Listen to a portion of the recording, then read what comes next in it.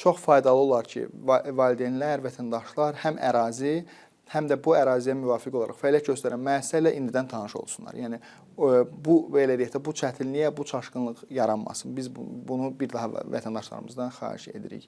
Növbəti xahişimiz bundan ibarətdir ki, bu tarixlər və zamanlarla bağlı çox diqqətli olmaq lazımdır. Bəzən təəssüflər olsun ki, belə deyək də o prioritetli qəbulun bitəndən sonra belə biz o prioritetin şamil olunmasından bağlı müraciətlər qəbul edirik. Nəzərə alsaq ki, həm Rus bölməsi üçün, həm Azərbaycan bölməsi üçün 1 aylıq bir müddət var. Bu 1 ayda onlar üçün yaradılmış bu üstünlük hüququndan istifadə etsinlər.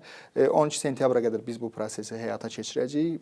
Kifayət qədər uzun bir müddət var və ümidvarıq ki, vətəndaşlarımız bu yaranmış fürsətdən istifadə edə biləcəklər. Eyni zamanda bəzən bizə müraciətlər olur, özləri tərəfindən bu elektron qeydiyyatı həyata keçirə bilməməklə bağlı, müəyyən çətinliklərlə bağlı. Onu da vurğulayaq ki, həm dövlət ümumi təhsil müəssisələrində, həm regional təhsil idarələrində, eyni zamanda ölkə üzrə 16 müxtəlif asan xidmət mərkəzlərində də alternativ qeydiyyat mərkəzləri yaradılacaq.